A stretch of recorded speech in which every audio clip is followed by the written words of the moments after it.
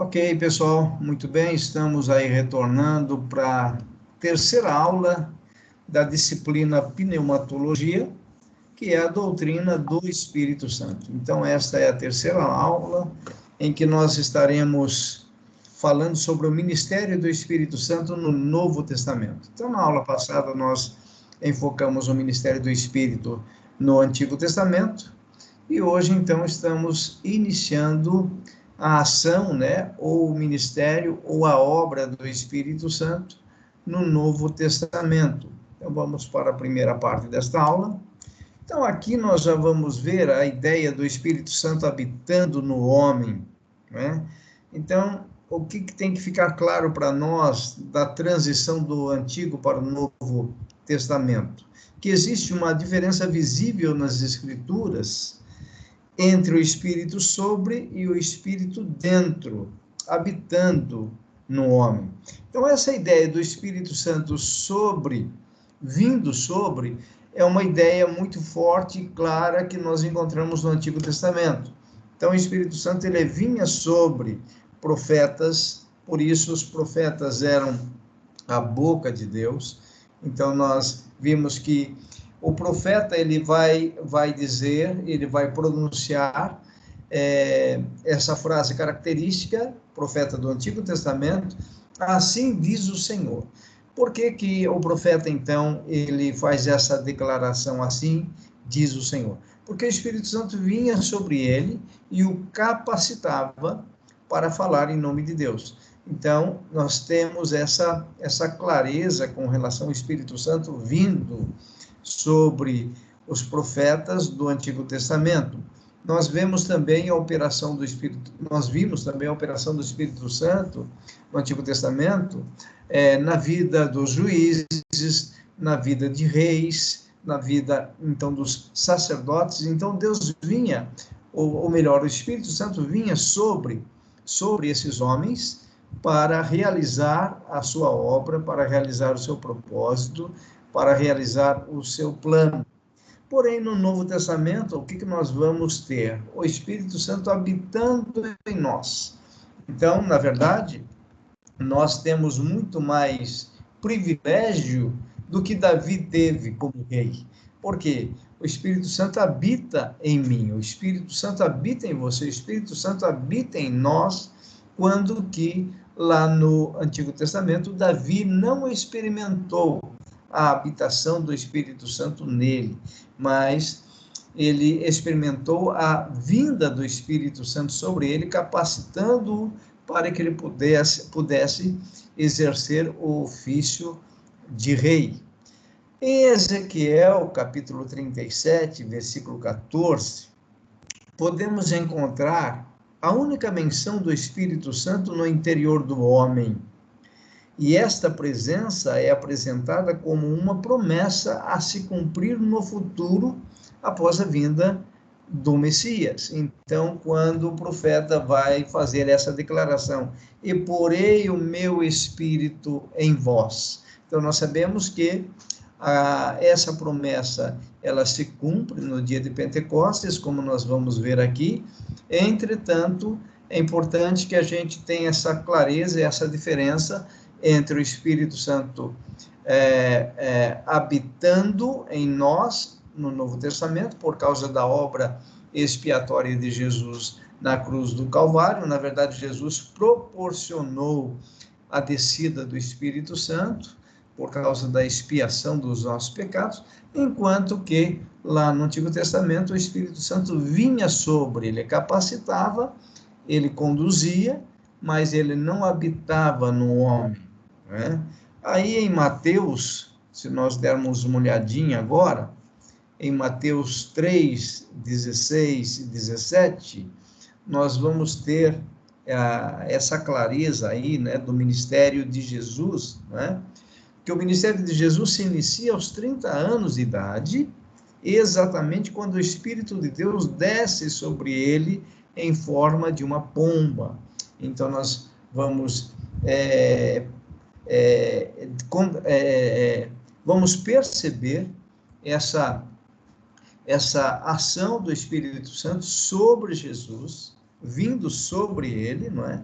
em Mateus 3, porque Jesus, na verdade, é importante que fique claro para nós, que Jesus, ele viveu na lei. Na verdade, Jesus cumpriu toda a lei. E ele, então, fez a separação entre a antiga e a nova aliança. Então, Jesus foi o autor da nova aliança, mas ele viveu na antiga. Tá? Então, Jesus estava debaixo da lei, ele cumpriu a lei, inclusive o batismo dele, por João Batista, foi um batismo para que ele pudesse cumprir aquilo que Deus tinha estabelecido, não que Jesus precisasse ser batizado no batismo do arrependimento, que é o batismo de João Batista, né? João Batista batizava para o arrependimento. Então, Jesus foi batizado por João Batista, entretanto, ele viveu na lei. Jesus não viveu em carne a era da igreja. Na verdade, ele veio para realizar a obra de redenção para que Deus, então, pudesse comprar um povo para si, mediante a obra expiatória de Jesus. Então, Jesus vem, realiza a sua obra, né? Aos 30 anos, ele inicia, vai até 33 anos, então aí nós temos a morte, a ressurreição de Jesus, e após a ressurreição nós temos a ascensão, nós temos um gráfico que nós vamos ver isso, e depois da ascensão de Jesus nós temos então a descida do Espírito Santo. Então, Jesus sobe para que o Espírito Santo pudesse vir. E aí, então, inicia-se a era da igreja. Então, durante a era da igreja, Jesus está na presença do Pai, à direita do Pai, contemplando, então, a sua obra realizada eficazmente para a salvação de todos aqueles que creem. Então, quando o Espírito Santo age dentro do homem, ele o faz para transformar o homem. Então, é importante nós entendermos que essa é uma ação do Espírito Santo no coração do crente. Então, nós chegamos a ver, numa disciplina anterior, a respeito da redenção, da justificação, e falamos também da santificação. No processo de santificação, o Espírito Santo está operando no coração do homem, ele está transformando o homem. Na verdade, o novo nascimento é um nascimento espiritual. Todos nós passamos por essa experiência do novo nascimento, nascimento do alto, nascimento do Espírito, portanto, nascimento espiritual. E agora, por causa do novo nascimento e por causa da obra de Jesus na cruz do Calvário, o Espírito Santo passa a habitar no crente. Então, ele mora dentro do crente, tanto é que Paulo usa essa terminologia, dizendo que nós somos templo do Espírito Santo. Então, essa ideia de templo do Espírito Santo, ela não... esse termo, essa nomenclatura, nós não encontramos no Antigo Testamento, mas é uma linguagem que o apóstolo Paulo traz, e uma linguagem propícia para o Novo Testamento. O Espírito Santo dentro do homem, dentro do crente, habitando no crente para transformá-lo. Então, a graça de Deus, na verdade, é fruto da ação do Espírito Santo em nós, levando-nos a cumprir a vontade de Deus. Porque se não fosse o Espírito Santo de Deus morando, habitando no crente, nós não teríamos nenhuma autoridade, nem poder de viver o Evangelho. Então, nós conseguimos por causa do Espírito. O Espírito habita em nós para nos transformar naquilo que Deus tem como propósito. Ainda falando do Espírito Santo habitando no homem, aqui em Atos 2, o que nós vamos ter? Os discípulos de Jesus só receberam o poder de um ministério profícuo quando desceu sobre eles o Espírito Santo em forma de línguas de fogo. Então, aqui nós vamos ver, então, o cumprimento da promessa, a promessa de que Deus, então, enviaria o seu Espírito. Nós vamos ver essa promessa lá, principalmente em Joel, né? E cumprindo-se no dia de Pentecostes, o Espírito vindo sobre aqueles 120 discípulos que estavam ali em Jerusalém, obedecendo a palavra de Jesus, quando ele disse: ficai em Jerusalém, até que do alto vos sejais revestidos do Espírito Santo. Então, Jesus, com isso, ele estava deixando claro que a obra de evangelização, o cumprir-se do ID, né? O cumprir o ID de Jesus, só é possível e só seria possível mediante a ação do Espírito Santo, mediante o poder do Espírito Santo que estava sendo derramado ali, conforme prometido em Joel, e cumpre-se, então, no dia de Pentecostes, em Atos 2, mas nós vamos ver isso de uma forma mais específica. Em João 14:17, olha só, aqui Jesus está dizendo algo muito importante para nós. Ele está dizendo: o Espírito da verdade, que o mundo não pode receber, porque não o vê, nem o conhece, vós o conheceis, porque ele habita convosco e estará em vós. Então, Jesus deixou claro que o Espírito da verdade, o outro Consolador, né, ele vai dizer aqui que se ele não for, o Espírito Santo não viria. Então, ele fala nessa conversa com seus discípulos, ele vai dizer: eu não vou deixar vocês órfãos. Pelo contrário, eu vou enviar outro Consolador, outro da mesma espécie, não é? Então, Jesus, quando fala outro Consolador, ele está dizendo uma outra pessoa, assim como eu, Jesus, não é? Um outro Consolador para estar constantemente convosco. Então, ele habita convosco, ele habita em vós e estará em vós. Então, a partir do momento em que Jesus ascende aos céus e 10 dias depois o Espírito Santo, o Consolador, vem, então o Espírito Santo, ele passa a habitar em todo aquele que crê em Jesus. Então, nós somos a habitação do Espírito. E o que é mais importante, o Espírito Santo, ele não nos abandona. Não é essa a forma de Deus operar. Pelo contrário, o Espírito Santo, ele está conosco, ele habita conosco e estará conosco para toda a eternidade. Isso é muito confortante, isso é muito importante que nós saibamos que o Espírito Santo, ele habita no crente, não por causa do crente, mas por causa da obra de Jesus na cruz do Calvário. Repito, a obra de Jesus proporcionou a nós essa possibilidade do Espírito Santo habitar em nós e estar conosco. Então, aqui esse gráfico vai ficar mais fácil nós entendermos o que está acontecendo, então, o que Jesus tinha para nos ensinar, o que ele tem para nos ensinar a respeito do dia de Pentecostes. Então, vamos acompanhar aqui nesse gráfico, localizem a cruz, tá? Localizaram a cruz.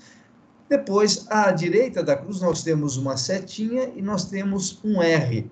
Este R aqui, bom, primeiro, a cruz referindo-se à morte do Senhor Jesus, tá? Então, logo depois da sua morte, então essa setinha com o R refere-se à ressurreição.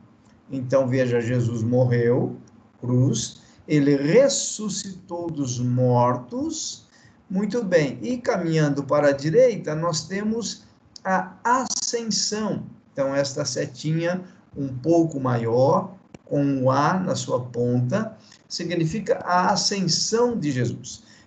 Então, vejam aqui que, nesse gráfico, da ressurreição até a ascensão de Jesus, passaram-se 40 dias. Então, o que significa dizer que durante esses 40 dias, Jesus esteve com seus discípulos. Paulo vai relatar na sua primeira carta aos Coríntios, eu acho que lá no capítulo 15, que mais de 500 pessoas tiveram o privilégio de ver Jesus após a sua ressurreição, o que comprova claramente que Jesus realmente ressuscitou. Então, ele ressuscita no terceiro dia, né? Ele morreu, ressuscitou, 40 dias junto com os seus discípulos, ok? Esses 40 dias ele continuou ministrando, continuou ensinando, inclusive comendo com eles. É lógico que esses 40 dias, Jesus não estava mais naquele corpo terreno, mas ele estava agora no corpo glorificado, não é? Então, a glorificação é exatamente esse poder de Deus que opera, ressuscitando o morto. Então, na ressurreição, o corpo ele se une novamente à alma, e nós temos, então, um corpo glorificado. Então, Jesus ressuscita com o corpo glorificado, fica 40 dias com seus discípulos, olha aqui no gráfico, ele vai ficar 40 dias, inclusive, comendo com seus discípulos, não é?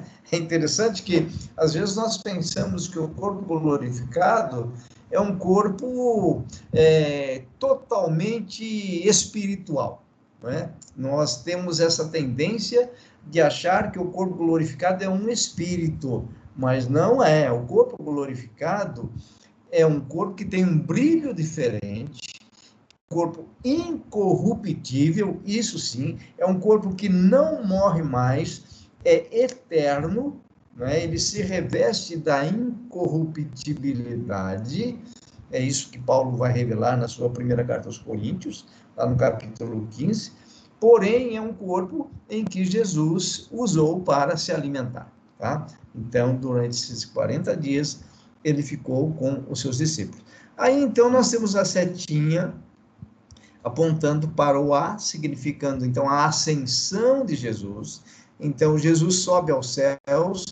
Lucas relata essa ascensão de Jesus ali em Atos, capítulo 1, mostrando a clareza, né, da ascensão de Jesus. Então, ressurreição, 40 dias com seus discípulos, ascensão. Então, vejam só, depois da ascensão, o que nós vamos ter? Mais 10 dias até que ocorra a descida do Espírito Santo no dia de Pentecostes. Por isso, esse retângulo azul aqui, Pentecostes, Atos 2, que é a descida do Espírito Santo no dia de Pentecostes, ou seja, 50 dias após a ressurreição.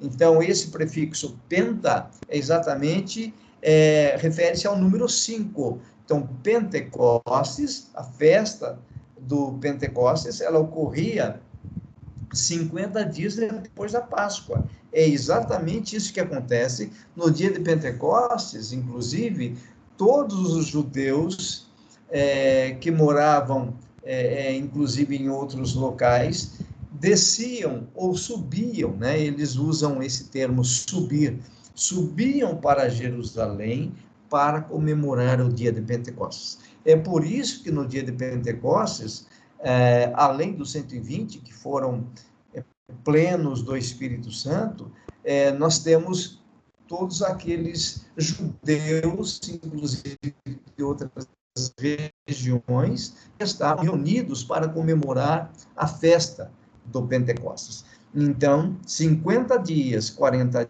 dias, juntamente com seus discípulos, aí ascensão, aí espera-se 10 dias, então, na verdade, os discípulos, eles esperaram, depois da ascensão de Jesus, 10 dias, que foi quando ocorreu, então, a descida do Espírito Santo. Então, 40 mais 10, nós temos 50 dias, que é o dia de Pentecostes. Muito bem. Aqui, então, em Atos 2, no tá? a era da igreja, nós vamos ter esse início aqui, tá? Em Atos 1:8, Jesus vai falar, não é, que o Espírito Santo viria e ele seria tanto em Jerusalém, Judéia, Samaria e confins da terra. Então, nós temos mais de 2000 anos de era da igreja.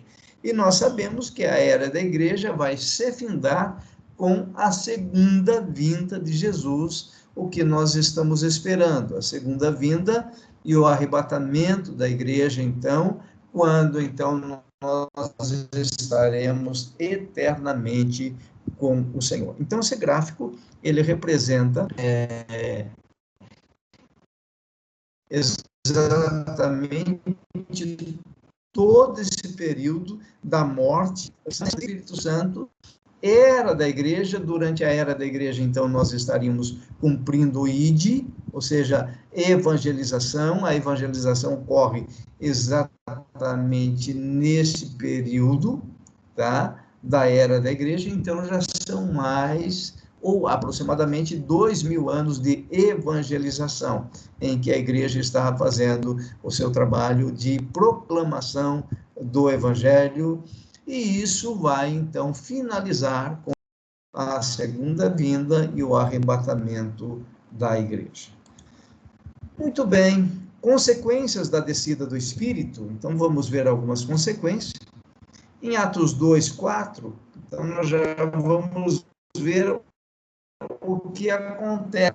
Jesus, como eu disse, 10 dias depois, descida do Espírito. E quais foram as consequências para nós entendermos, então, o ministério do Espírito Santo no Novo Testamento?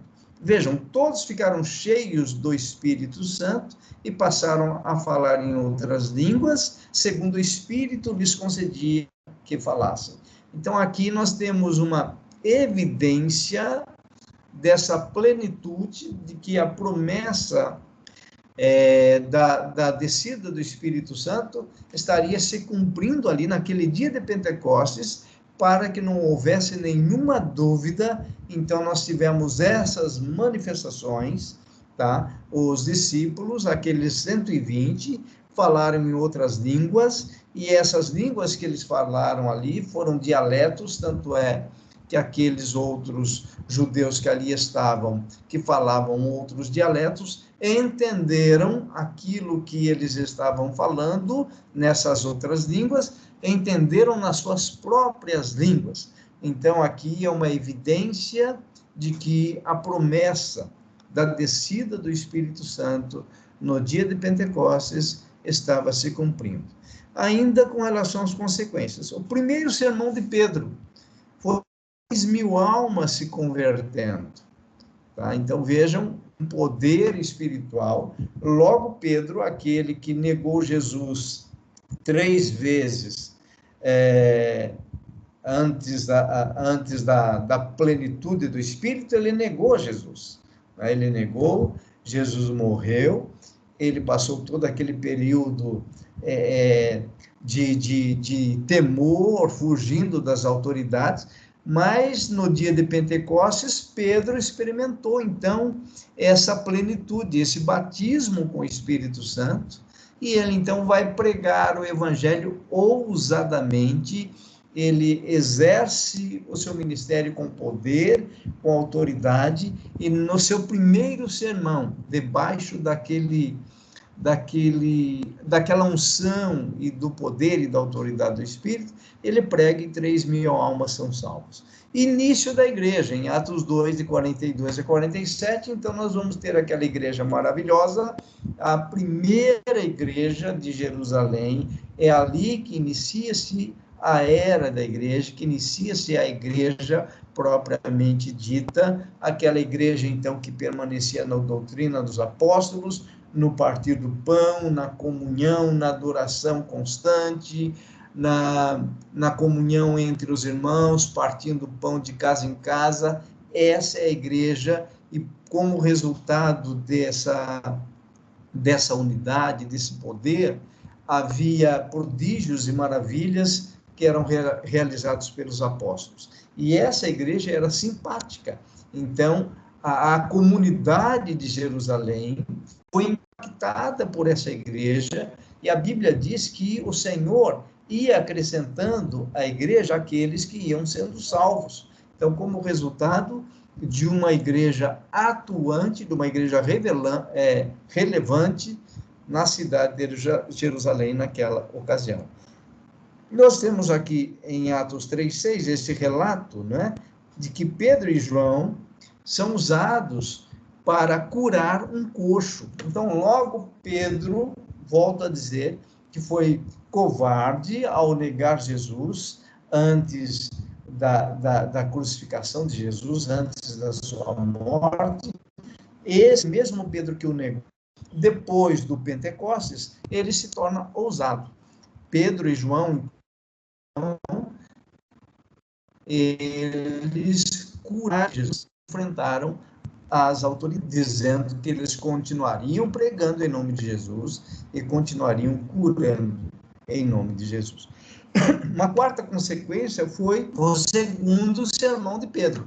Então, Pedro foi o primeiro pregador do Evangelho, o primeiro pregador para massas, né?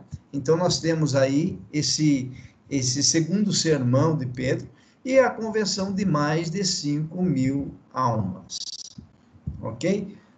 Vamos dar um intervalo, pessoal, aí de alguns minutos, de 10 minutos, e a gente volta logo mais para a gente finalizar a parte 2 desta aula 3.